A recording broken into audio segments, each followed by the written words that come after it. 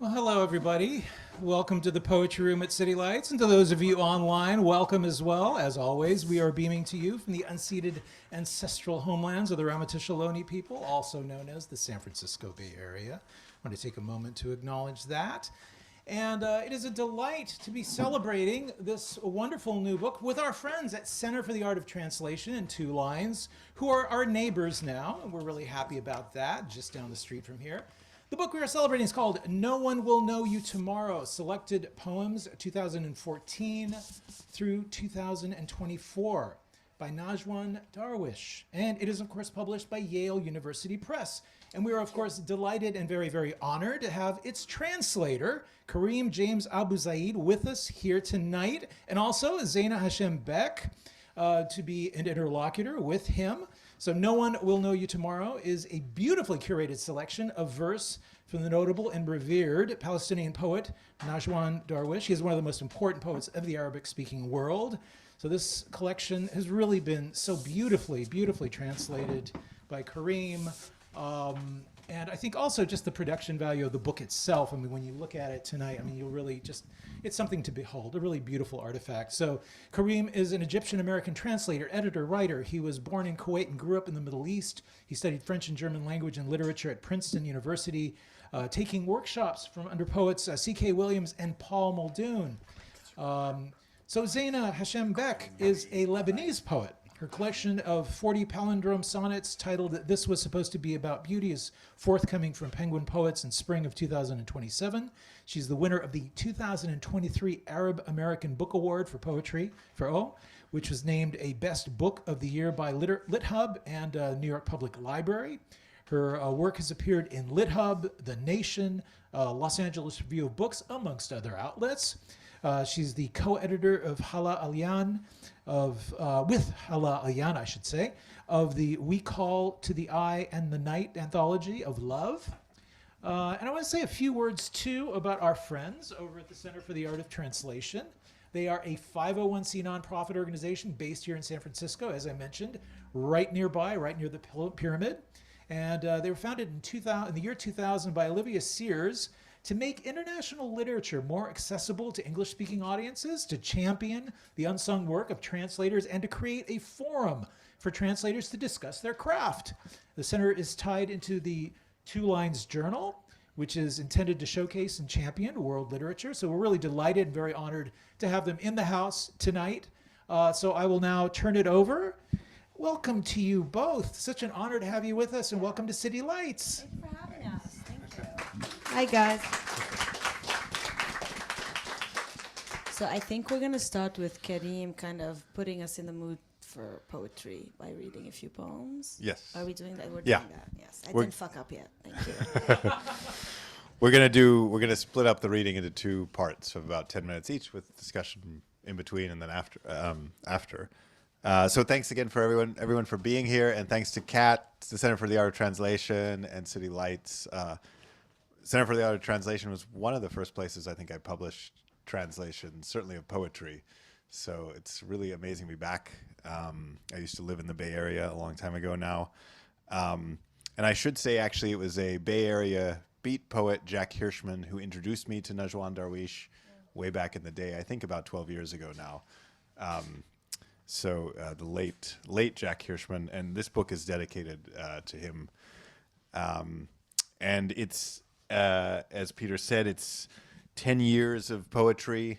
Some of the collections in Arabic haven't even been published yet. I mean, they're finished, but they're still forthcoming in Arabic. But we drew from many different collections, starting in 2014 and going up to 2024. So tonight, I'll read one poem in Arabic and English, and the rest will be just in English. Okay, and this first one will be both, and it's called You Said in English. قلت ستطعم الناس من بيدرك الصغير رغم وتر الهجران من حفنة قمح ومن مطلع أغنية ومن ضوء عينيك إذ تغربان ولم أكن إلا لأصدقك وأنت تحشم جسدك لهذا الحجيج الصاخب من الطيور الغريبة ها أنت تطعم الناس.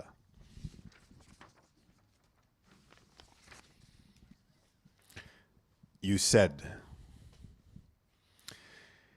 you'd feed the people with a handful of wheat from your small threshing floor, from the opening of a song, from the light that's setting in your eyes. You said you'd do this despite abandonment's burden. And all I could do was believe you as you broke your body into pieces for this pilgrimage of strange birds. Here you are now, a handful of wheat for the people.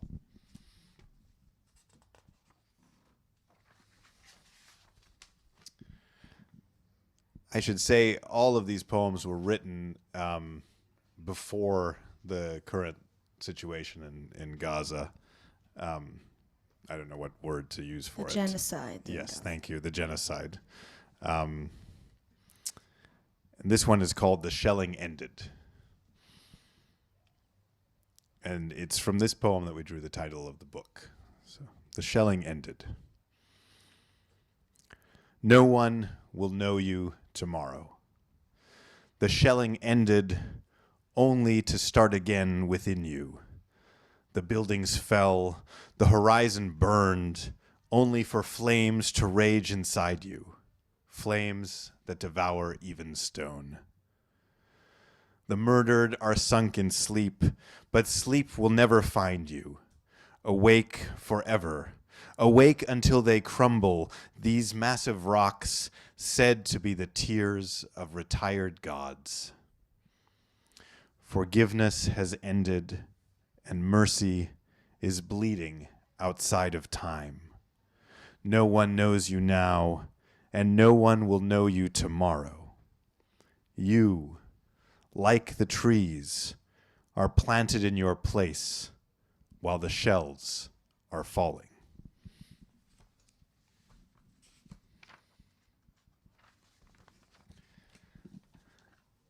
This next poem, it's a multi-part poem. I'm just going to read the first part because they kind of stand alone as well. But if you get the book, you can read the parts together. And the title is a biblical reference, Not This Cup. And I should say Najwan Darwish was born in Jerusalem in 1978.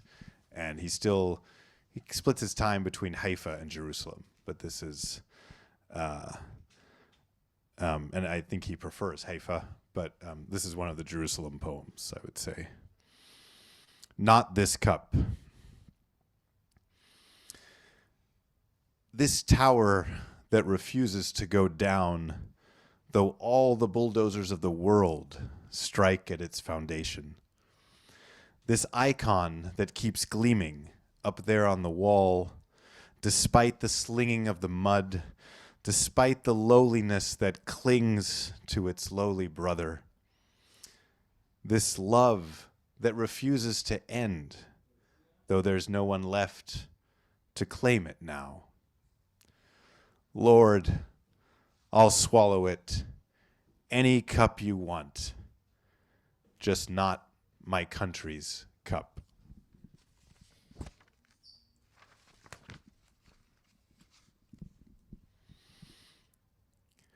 A dinner invitation. I told myself, if you want to see her now, look where the sky meets the mountain as it descends to the sea.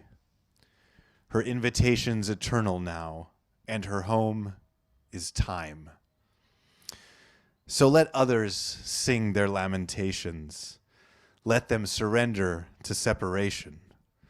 I'll sing nothing but your promise, nothing but your life, falling like a late spring rain, your life like a summer breeze. Let others sing their joy. Let others sing their sorrow. I'll sing your joy. Not even death could break it.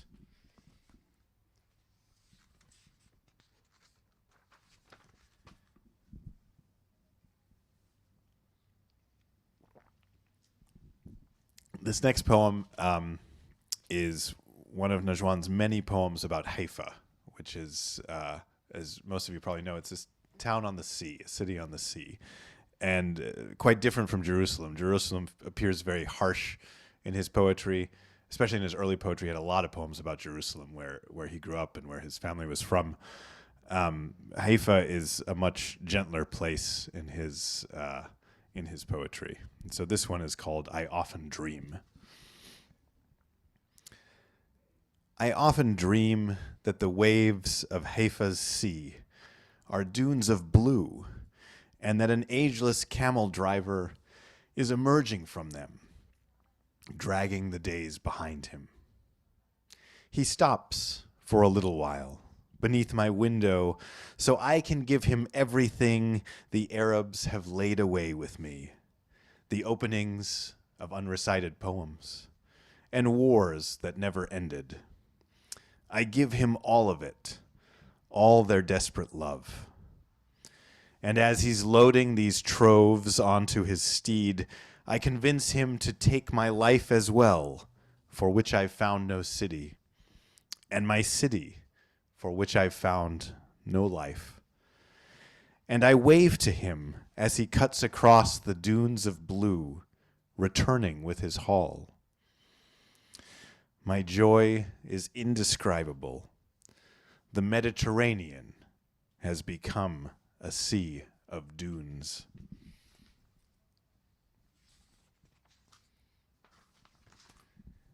And one more poem before we go into a little bit of discussion and end this first part. This next poem is untitled. It references the Battle of Badr, which was a major event in Islamic history. It took place 624 of the Common Era. And in this battle, the Prophet Muhammad, who in this poem is referred to as the messenger, sort of led his followers against the pagans of his own tribe, the Quraysh. So this was kind of literally cousin fighting against cousin, brother against brother, and it was a very pivotal moment in Arab civilization. And even though Muhammad didn't take part in the fighting himself, the other side, the pagans of Quraysh, were led by a man named Abu Jahl, who grew up with Muhammad. And so I just wanted to say this poem is kind of, it's typical of a lot of Najwan's work, where he's recuperating aspects of the Arab tradition that were kind of cast aside or neglected, let's say. And this poem is about that, I would say, among other things. He said to me, "It's true that my heart on the day of the Battle of Badr was with the messenger and the believers. Yet I couldn't keep it from being moved by the singing of the songstresses and the chanting of the Quraysh and the way Abu Jahl was dancing with the sword. His 70 years couldn't keep him from leaping with his song into battle, though he didn't know that the thirsty dunes would be watered with his blood before the noontime arch was broken. My son, the believers moved me with their faith, and the infidels moved me with their pride and refusal, and I was with the one side and the other. And this was one of the many tragedies we never speak of to anyone. My son, the glory of Islam, as all of you call it, is a collection of so many wounds and only pulses thanks to those wounds. And I'm not one to cover them with heartfelt fervor or empty rhetoric. Go find someone else to deny the state of things, that our guidance and misguidance, our good deeds and transgressions have blended in our hearts like clusters of grapes pressed out into the earthen jugs.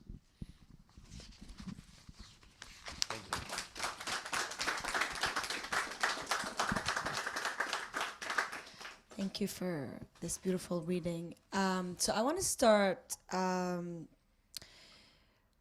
with the beginning, which is like, how did you go about selecting? I'm assuming you did it with Najwan, since you just mentioned that there are poems here that haven't even that are from collections that haven't appeared in the Arabic yet. So these are like poems that span a decade, 2014 to 2024. So how did you go about selecting which poems go here, and did you do it chronologically from each collection? So I should say, I mean, really this was not a book that I pitched. There was an editor at Yale, Abigail Storch, who sort of had the vision for this book. And she suggested doing a selected. She had seen on my website that there were a couple poems of his, a couple collections, that I had translated that I hadn't really found a home for yet. We'd published 2 collections in English with NYRB poets. And so we already had some poems, and then I just asked Najwan to give me what he had, because to do a big selected, and so it wound up, it was a big labor for all of us, really.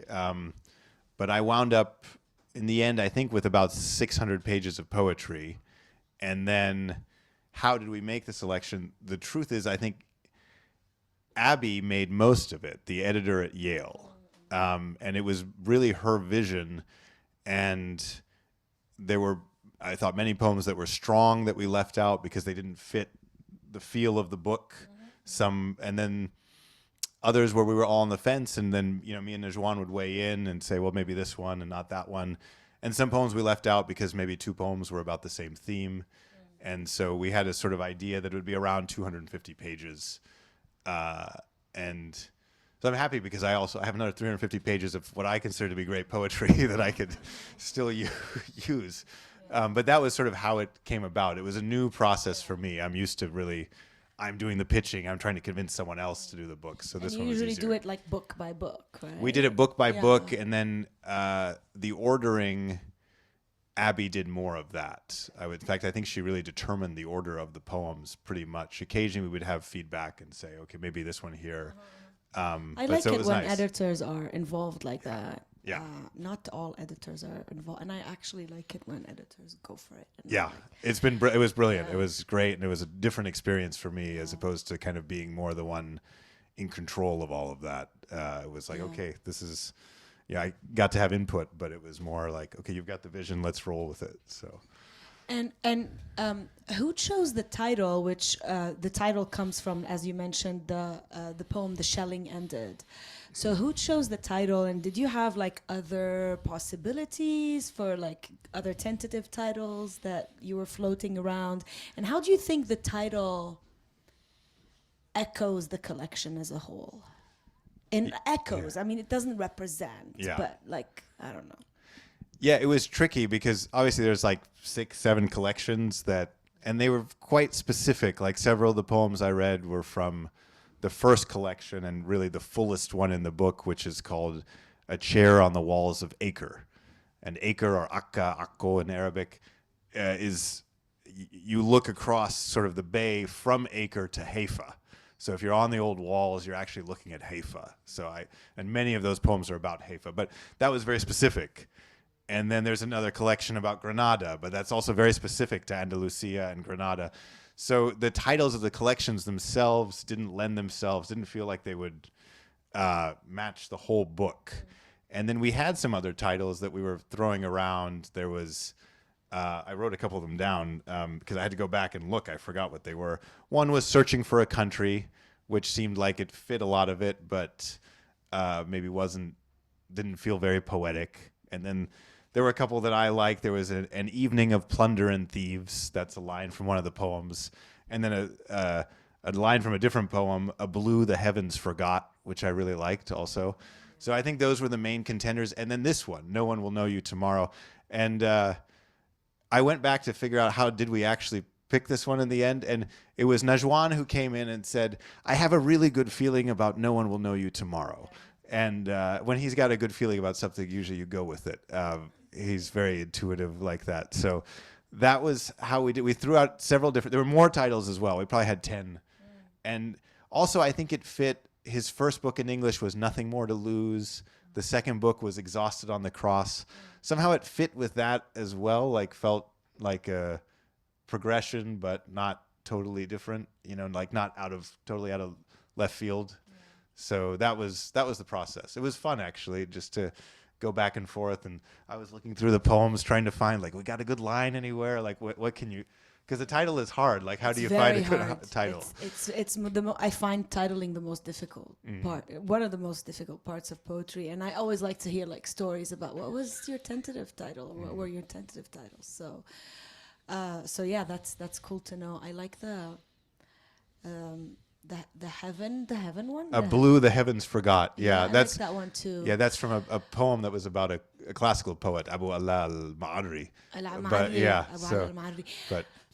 But this one is more kind of like, I could see why Najwan would be like, no one will know you. It's like kind of like it's almost addressing you, and it has this like, I don't know, it's ambiguous enough to contain the vastness of all these poems, and also specific to when you go back to the poem and the shelling ended, and the reversal of meanings that Najwan always does, which I want to talk about later.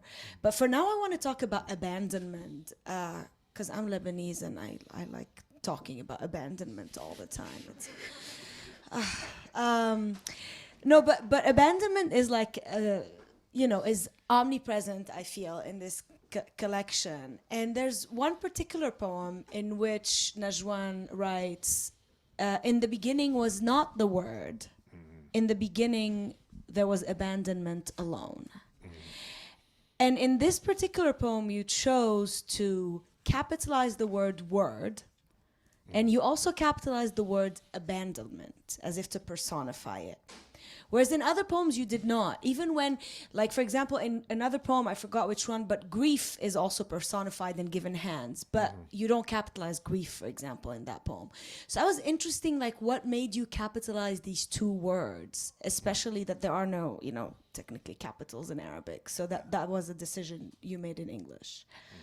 So do you want to talk about that? Yeah. So... just to reiterate that point, there's no uppercase or lowercase in Arabic, so there's capitalization doesn't exist really. Can I read this short? It's a very short poem. It's called "In the Beginning," and this is the one that Zeina is referencing. And abandonment comes up in a lot of the poems, including I think one or two that I read. But I mean, he's Palestinian. Yeah, and the word in Arabic for those who speak it is al-hijran. That's this. There's other words you could use also, but al-hijra, al-hijran, which is like a tark. It's kind of like saying taraka. So this poem says, in the beginning, and it's, I remember you in abandonment. I lose you to exile in the morning and late afternoon. I lose you to exile in the evenings of invisible people. I lose you to exile and forget you, a country that sent itself into exile. A country that's abandonment itself. In the beginning was not the word. In the beginning was abandonment alone. So, to answer your question here, the capitalization was in this poem because it's a biblical reference. He references the Quran a lot. He references the Bible a lot. Both of those texts, I would say. And here we would usually capitalize the word. In the beginning was the word. So I capitalize it to keep that reference kind of very clear. And then it just, in this poem, and the others I don't capitalize, it made sense to capitalize abandonment to set up the contrast. Since we're capitalizing one, I'm going to capitalize the other. Whereas in the rest of the book, and it comes up a lot in this book, I don't capitalize it. And then, I mean, the other thing is that the word is difficult to translate. It was one of the harder words to figure out when I was working on the collection, also because it repeats a lot. And he doesn't always do that, like repeating one motif. He does it with a few things, but this is one of the very obvious, or one of the more prominent ones. And the word is also, it can mean to be forsaken, things like this. So I wanted, it was tricky because there were moments when I really wanted to use forsake, because you have, especially like I read that poem, Not This Cup, and which is obviously a biblical reference, and you think of the my God, why have you forsaken me?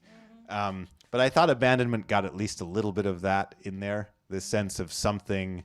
The Arabic is like it's a noun that comes from the verb, and the verb requires a direct object. In other words, someone or something is being abandoned. We don't always know who. Sometimes it's a country. Sometimes it's the poet. Sometimes it's a third person, or all of them together. But yeah, it was a tricky one. There's a few other words like that where in the collection where it's sort of, what do I go with? But I liked abandonment. I thought it worked well. That's the fun in translation, I feel. And since you're talking about that, it's tricky. It was fun. It's like, I think it triggers a lot of like curiosity and wonderment about language, which is great. And I rereading that these two lines in the beginning. So that's like such a beautiful thing for a poet to say. In the beginning was not the word. In the beginning was abandonment alone. And so I'm thinking of it in terms of poetry, and I'm thinking about it in terms of translation, which is what you were hinting at right now. Do you think of translation as a kind of abandonment, or the opposite of it, or maybe both? What's the opposite of abandonment? Finding something? Maybe inhabiting. Inhabiting, yes. Yes. I wrote that in the email. Why did I forget it? Inhabiting, yes. I think of it more as inhabiting or turning toward, personally. I don't know. I've never thought about it as abandoning. Yeah. You're moving into something. Translation. Yes, translation at least. Yeah. That's my feeling anyway. It's more of a leaning into something different, something foreign. I don't know I don't think I have anything else to say about it. Okay. Because I tend to think about it as abandonment as well. So I'm curious what you were thinking of when you... Because I translate, sometimes I translate from Arabic too, and I translated this very long poem by Murid Barghouti, may he rest in peace, beautiful poet. And it was like this 8-page poem that had really complicated like imagery and language and degrees of green described in it. And then you're like thinking about, okay, this word, if I translate it, it's not cliche in Arabic, but it's gonna sound cliche in English. It's not, and then you end up kind of rewriting the poem. And in that sense, I'm thinking you have to let go of something, right? Yeah. So abandonment. Yeah, that makes sense. Yeah. That absolutely I would agree with. Yeah. And did it happen to you as you were translating Najwan? I don't think, maybe I'm just more of an optimist. I don't know. I like to think more about what I've gained in the translation than what I've lost. Maybe I have to in order to keep translating. So if you think about what you're losing, you go into despair too much. So, but a lot is gained too, and new things come out, yeah, I guess I have to not think about it as abandonment to keep. I want to keep translating, so I can't focus too much on that. Yeah, you can keep translating. I'm not trying to discourage you from translation. I think Najwan's. I think it's cool to think about it in terms of like completely dismantling dichotomies, which Najwan does throughout his poetry. Like there is the contradiction that might seem apparent between inhabiting and abandonment, past and present, life and death, dark and light. I think a lot of these poems take that contradiction, that seeming contradiction, kind of dismantle it altogether and exist beyond it. So you can think about translation that way, so you don't stop translating. And there she depressed him, and he never translated again. All right, I think it's time for you to read for us again. Yes. So I'll do about another 10 minutes, and then we'll have the last bit of questions, and then the audience Q&A.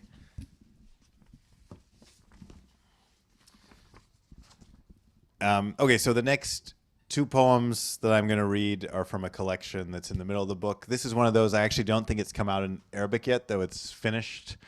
I think it's finished. Najwan kept adding poems to it for a while. And it's going to, I think, be one of his larger collections in Arabic. It's called You Are Not a Poet in Granada.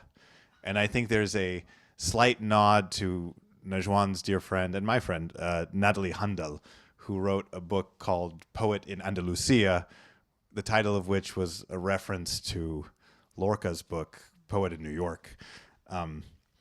And I should say here about Andalusia the Arabs controlled Andalusia in Spain for almost 800 years, from roughly 711 to 1492.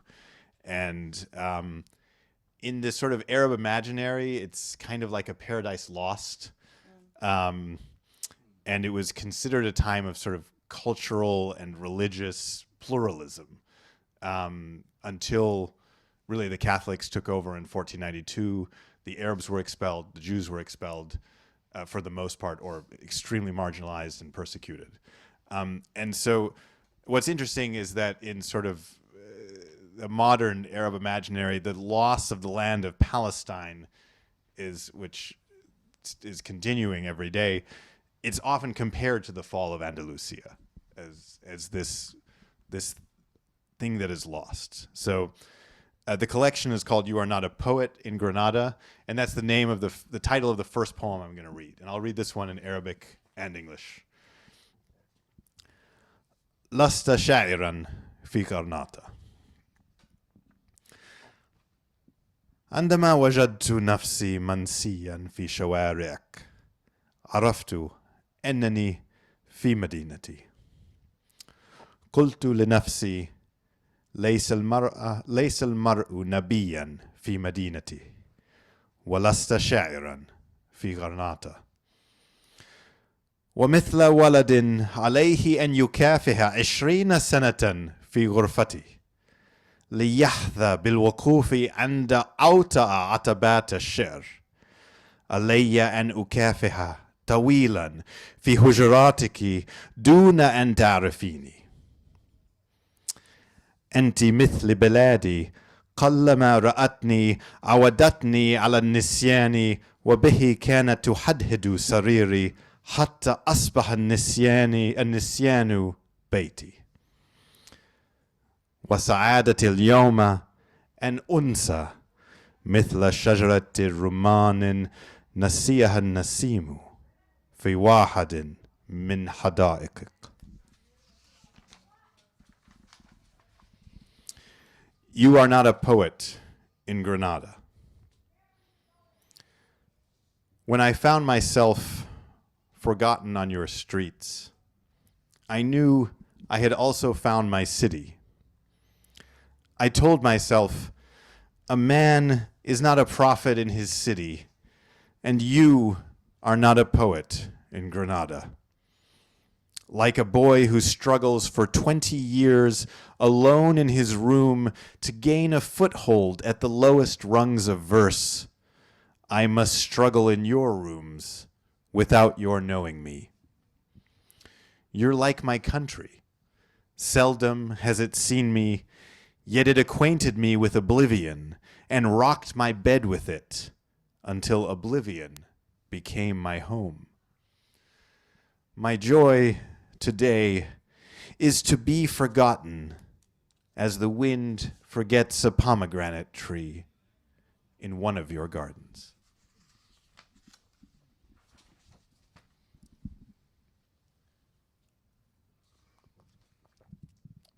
This next poem is called An Algerian Nuba.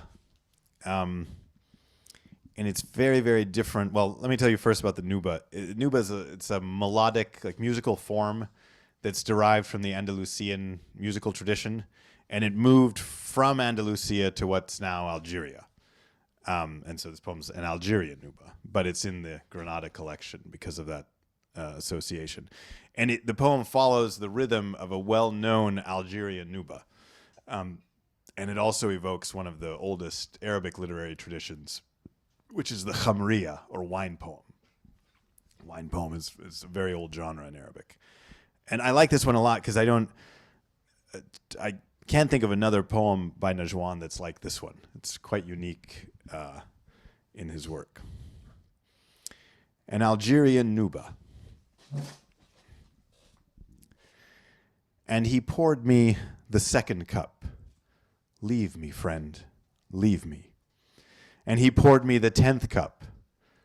Leave me, friend, leave me. I lost my share of grace, while my share of hell lies before me. Leave me, friend, leave me. I lost the way to my country, though the only thing I know is the way to my country. Leave me, friend, leave me. Your cup contains oblivion, so leave me. And if love asks after us, say, leave me, leave me. The waves of the sea have neither eyes nor ears, and the boats took your family and mine. Leave me, friend, leave me. And pour me the second cup, and pour me the 10th, and leave me, friend, leave me.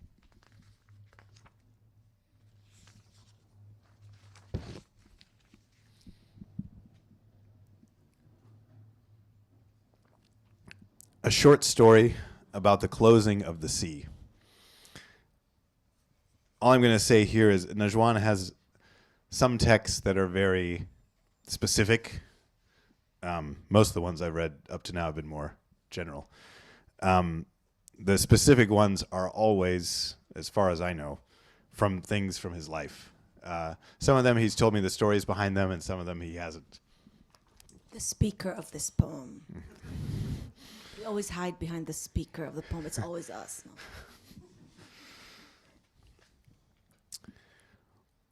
When you turn down that street at the city's edge, the one that leads to the camp, if you see children leaving that school that resembles a prison, if you see 7 of them standing there on the threshold of silence and watching, if you see a slender child whose eyes are gleaming with all the world's promises, you'll have found my friend Cecile. His family has a country that was stolen in broad daylight, and you can see the vigilance of its birds in his anxious eyes. The cement houses, the memories of tin sheets, the voices that were fearful of the occupying army's transceivers through the long weeks of curfew. None of this has taken the slightest spark from his eyes. He saw the sea once, and nothing can convince him he won't see it again. When the curfew's lifted, we'll take you to the sea. That's how they used to comfort him. And when the curfew finally was lifted one evening, they said, "The sea's closed now. Go to sleep." He didn't sleep that night. He imagined an old man who closed the sea by lowering a massive tin sheet that stretched from the star on the horizon to the sand on the shore. The man secured it with a huge padlock, then went back to his home. The padlock was larger than the one on Taysir's father's shop on Omar Mukhtar Street. When you walk down that street at the city's edge, the one that leads to the camp, if you see 2 eyes gleaming with all the world's promises, ask them, I beg you, if the Gaza Sea has opened yet, or if it's still closed.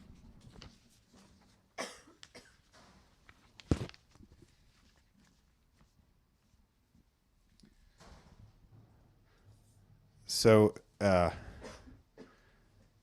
this next poem includes a line from a song by the famous Lebanese singer Fayrouz. And the line translated is something like, "You passing by the mills when the water's been cut off." In other words, there's no water running through Can them. someone guess it? You passing by the mills? شو؟ يا مرق على الطواحين والمية مقطوعة. I was like trying to like participate. Now I want to sing. And it's called I Heard Him Sing. So there we go. See? I heard him sing. This poem was written for a man whose country was destroyed and who gave me the little that was left in his hands. Possess nothing and nothing possesses you, as the proverb goes. From the depths of destruction, I heard him sing. You passing by the mills when the water's been cut off. Water, electricity, hope, they were all cut off.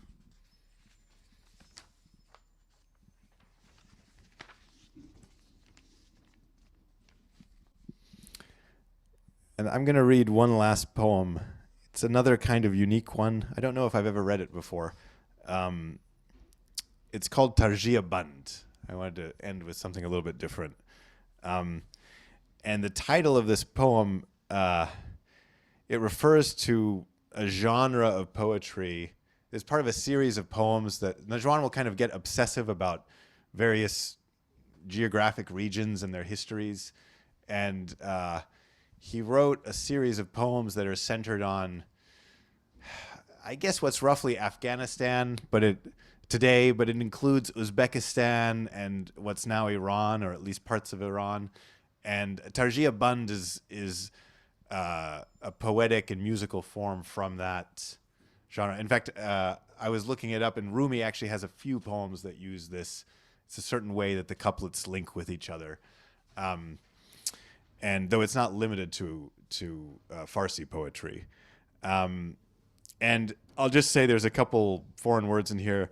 There's the muwashah, and the muwashah is an Arabic form, Arabic poetic form and musical form, and the maqam, which is also a type of musical melody. So this poem he's one of his many interests is music, and he's a student of Western and Eastern music. So this is called Tarjia Band. And I will say it evokes many of the sort of tropes of the classical poetry from the region. Lost, the poet on his way to wild roses. Lost on the way to the laurel. Lost in the henna blossom. Lost in the muwashah, and lost in the Tarjia Band. Lost in wafting and reverberation, and in the quivering of a candle above a river. Lost in the nape of a gazelle, and in a necklace, and in an earring's shadow. Lost on the way to death. Lost in ambergris and agar wood and musk. Lost in the suns of pomegranate blossoms, and in the unrest of the bitter orange. Lost, the poet, in the carnelian, in the voice of the reader of maqams. Lost in Nishapur, lost in Samarkand. And like him, I, too, have lost the way. Thank you.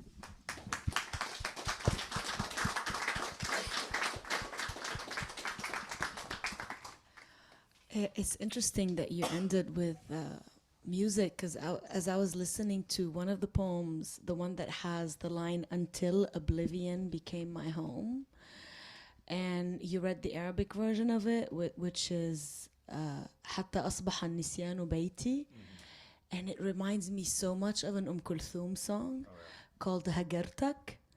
And she says in it, she's trying to get over the lover, and she says, وفضلت أفكر بالنسيان حتى بقى النسيان همي.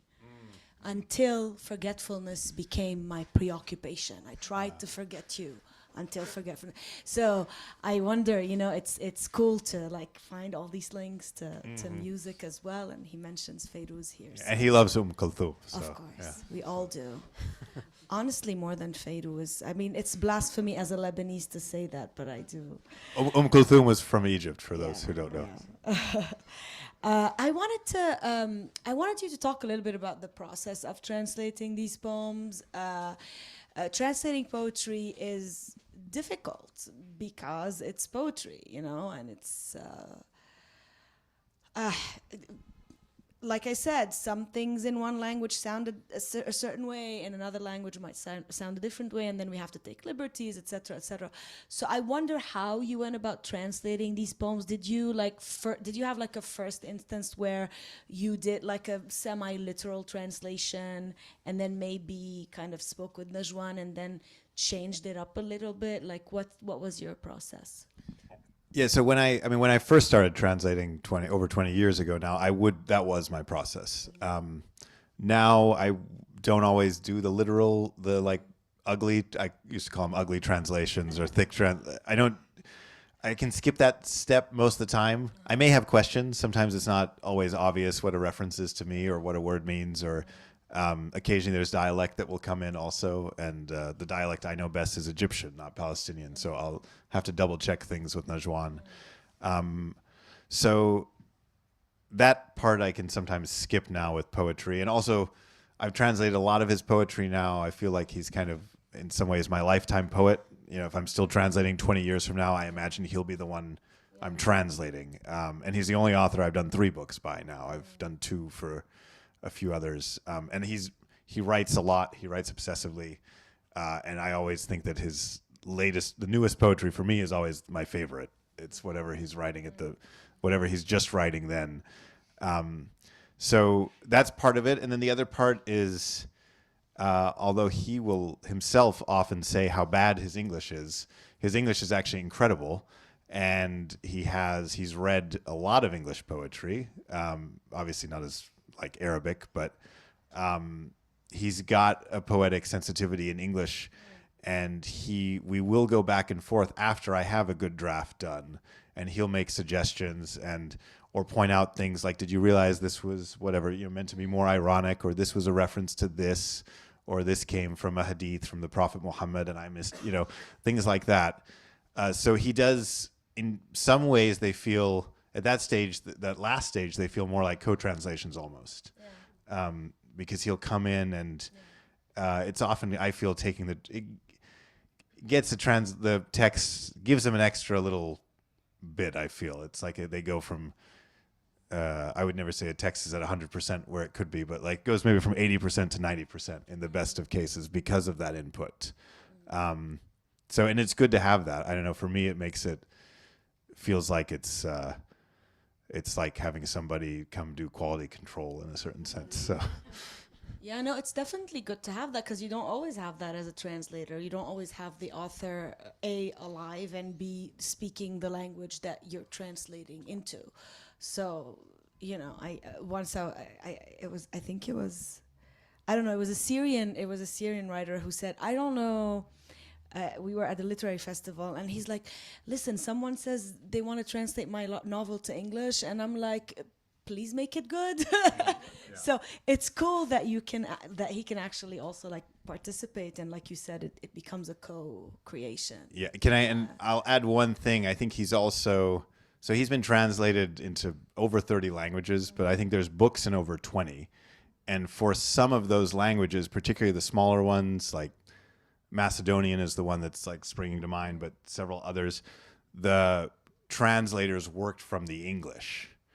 So he's also invested in making sure the English is sharp, because I think he knows there's a possibility at least that there's going to be translations that are produced from that.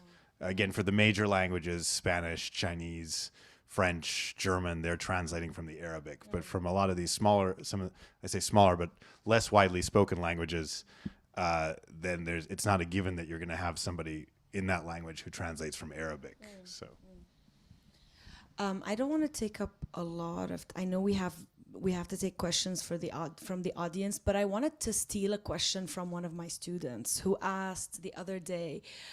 We were talking about creative writing, about genres, poetry, fiction, nonfiction, etc. And she asked a really interesting question. She said, do you think translation is a genre, like a writing genre?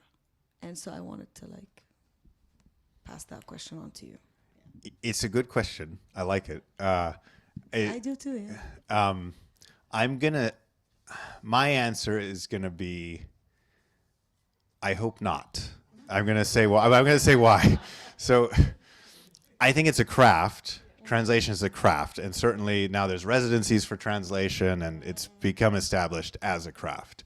The reason I want to say I hope it's not a genre is it's more maybe my school of or my style of translation, which is not everyone's, but I believe in translating things like naturalness, fluidity. In other words, if you're not, if it's a crazy surrealist text and you're stumbling over everything in English, then okay, in the original language, then okay, then like the English needs to sound like that, right? Fine. But if it's not like that, if there's a lucidity, or like with these texts, a lot of the texts from Najwan, I feel like there's a lucidity and clarity, but there's this complexity within it, or a depth. That's what they feel like to me. They're almost like the complicated simple. It's the language is straightforward, but it's also like very symbolic, I still am even the ones I've translated, I'm like, oh wow, I didn't notice that before. And I'm preparing for a reading and I'm like, gosh, I missed that. But at the same time, the language is not something where you're stumbling a lot for most of the poems. And so I believe in keeping that. And so I, as a translator, and maybe it's also like now I feel like translators are getting a lot of credit. For the most part, names are going on the covers, except for a few, some of the larger publishers. And translation is having a moment. But I'm happy usually if somebody, if the translation reads well enough that someone is forgetting that it's a translation, to me that's a compliment. Again, depending on the text, but of course, like when you get Kaveh Akbar just had a mini review in the New Yorker, and he did mention the translation because he translates and he's into that, right? And so that was great because it's nice to have a review where you're acknowledged, and half the review was about the translation, which is very rare. Usually you'll get a sentence. But at the same time, there have been reviews of his other books where there was no mention that it was even translated. And on the one hand, it's like, oh, okay, you could have mentioned my name, I guess. But on the other hand, it was like, okay, I think they should guess always mention the translator. They should always credit the But translator. at the same time, if they've forgotten it so much that they're not even mentioning it in the review, then I think, okay, you know what? I did an okay job with this one because I don't feel that the translation needs to call attention to itself. Unless there's some like real reason to do it. That's usually my philosophy with it. So that's why I say it's not a genre, because I want the genre to be poetry, if that makes sense.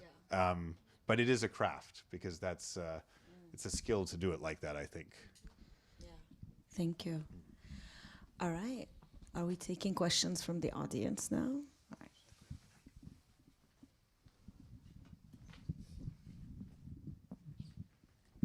Usually takes a second for the little gray cells to kick in. Here we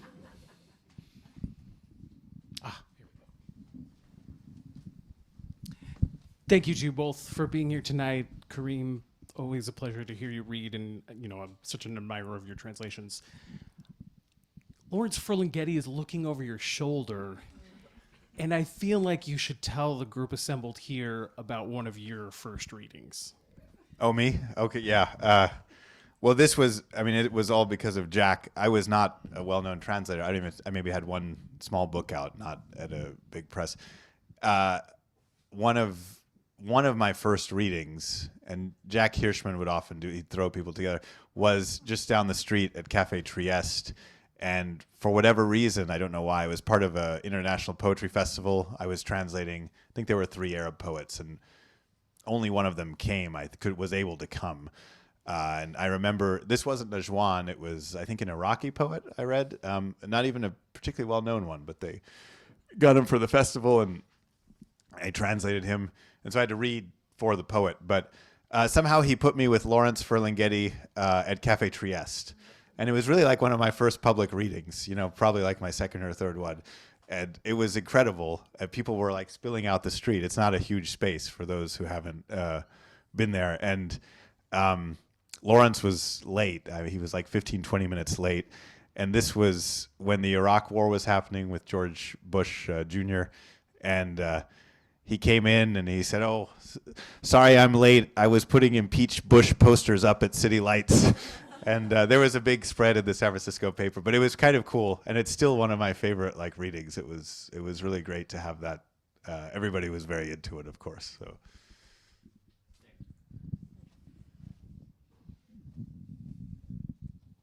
Anybody else? I think we might have had something online. Let me take a look. Yeah.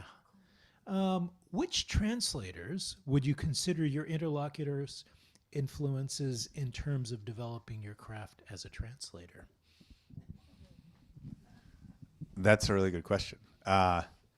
There's a lot of contemporary translators I really admire, but I don't know if those are interlocutors. And I think of Arabic language translators.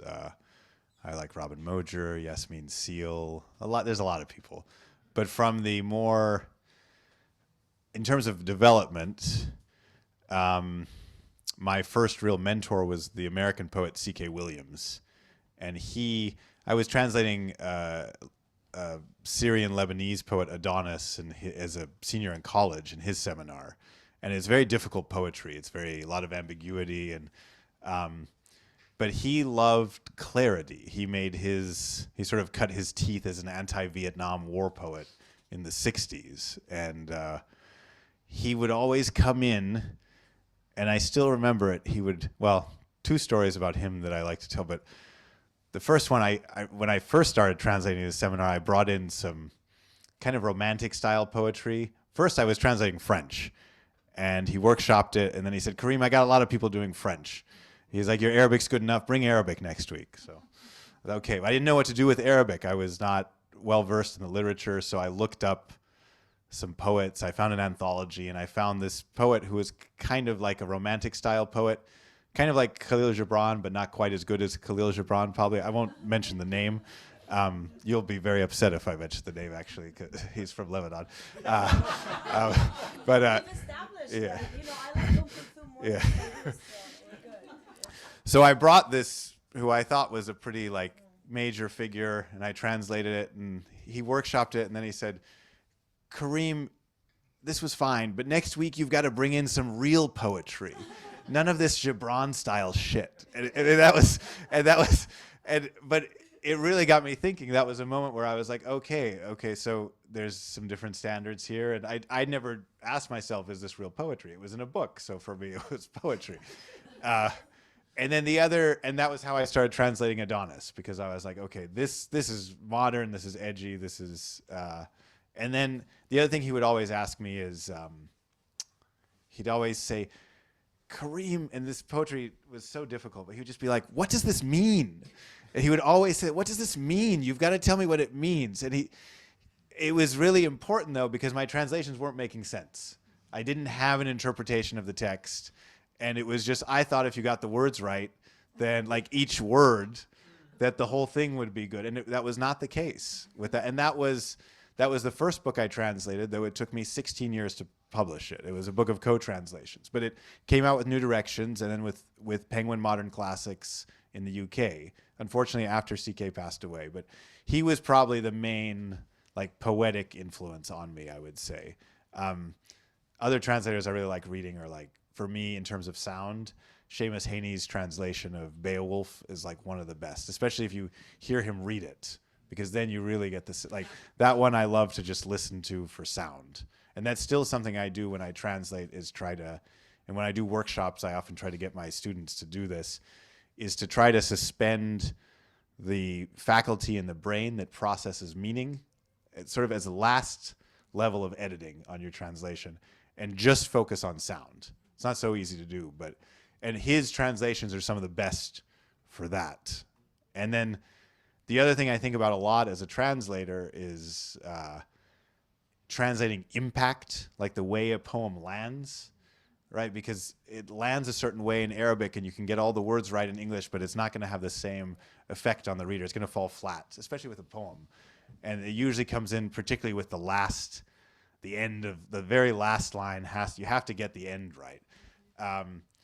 And so for that kind of impact in a translation, I really like Robert Fagel's, what he did with Homer, because he nails that. He emphasizes a lot of stuff. I like Emily Wilson's a lot too. it's probably hers is probably, from what I've heard, closer to the Greek. But for the impact, I really do like Robert Fagel. So he was kind of formative as well. It's a good question. That's really great. Let's see. Anyone else? Yes. Thanks to you both very much. Thank you so much, Kareem, for coming. Two questions. One, first technical.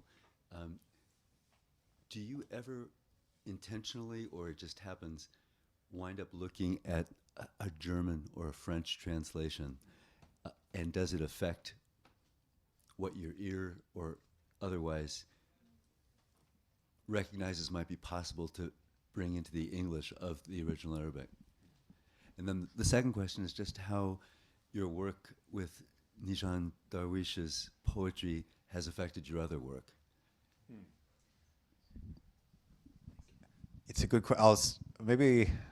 So with the French and German, I'll say for Najwan, the answer is no. I don't look at that. However, for that project I just mentioned, the Adonis, I looked at French because the poetry was so difficult and it played around with so many different possible interpretations. And it was a major work. That one book was kind of, it's called Songs of Mihyar, exactly, the Damascene. And it's considered, it's kind of like a T.S. Eliot wasteland sort of moment in Arabic literature.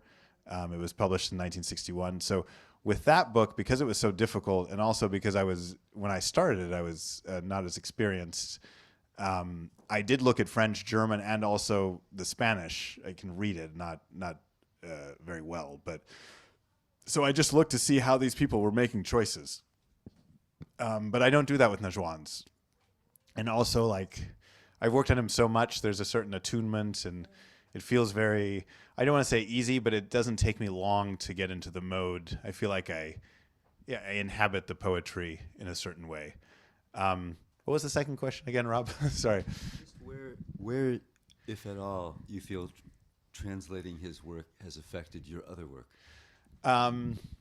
That's a good question, too. How has it affected my other work? Well, there's maybe just one or two things I would say around that. I guess one of the things that drew me to it was I practice a lot of meditation, and there's a certain spiritual quality to a lot of his texts, though it's not in your face. It's not like reading Rumi or a Buddhist poet where it's all right up front. It's under the surface.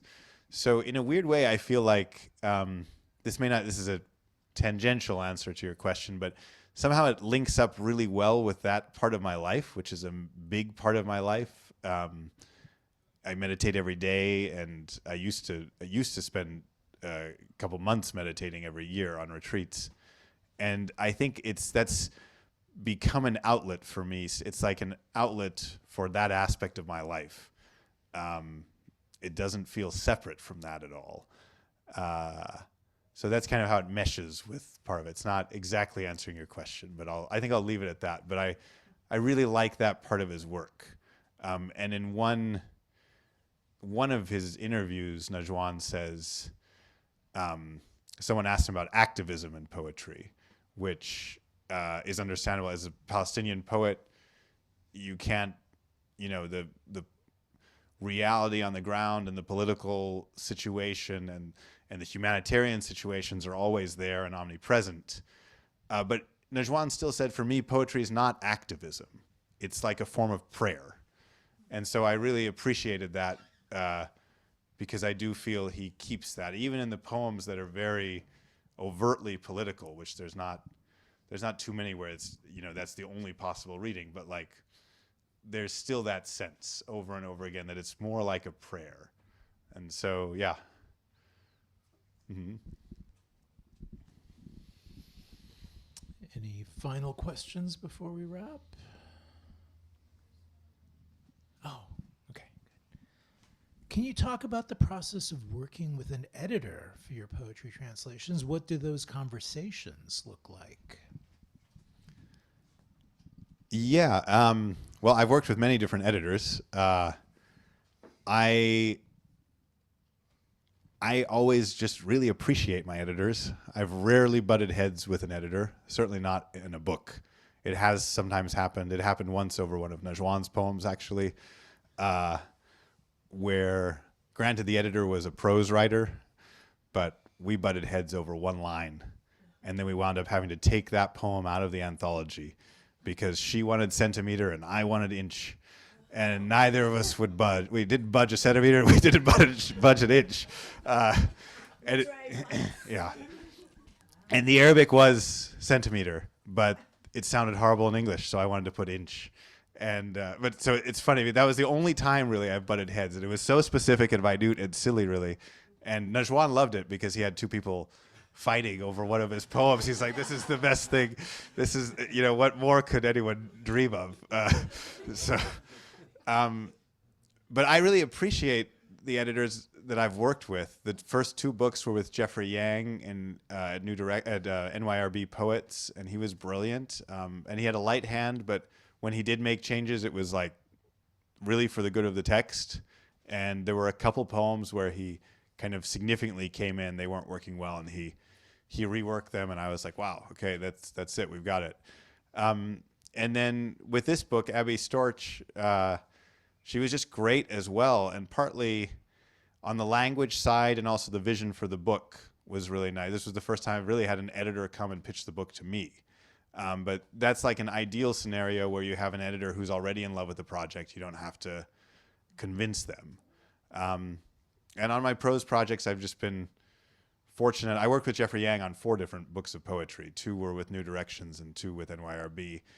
And with the prose as well, I've been very lucky to have several editors who made significant positive contributions to the books I worked on. And I feel like they're kind of the unsung. Everyone's like, oh, well, translators don't get the credit. But for me, it's like, well, our name's on the cover or at the very least on the title page. But this editor did all this work on this book. And why aren't they like being nominated for the prize? Because, you know, they did. I had one book, a Lebanese author, actually, Rabia Jaber.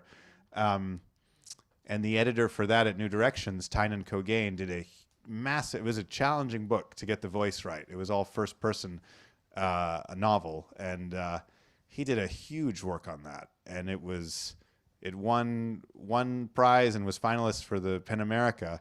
But I always felt like that was Tynan's work really as much as mine, because he really like got it up to the next level. But so I appreciate editors. I almost always defer to editors unless there's like a reason that I don't like one of their suggestions. And sometimes there is because they don't know the Arabic or something, and I'll explain it then and say, well, you know, this is why I chose this one. But those, I'd say I accept 90% of the suggested edits I get. It's a good question. Thank you so much for bringing Najwan's poetry into the room and for being here. And thank you for being here on a very rainy day in San Francisco. You know, the Bay Area freaks out when it rains, I found out. So thank you for not freaking out and coming here for poetry. So, yeah. Thanks, everyone.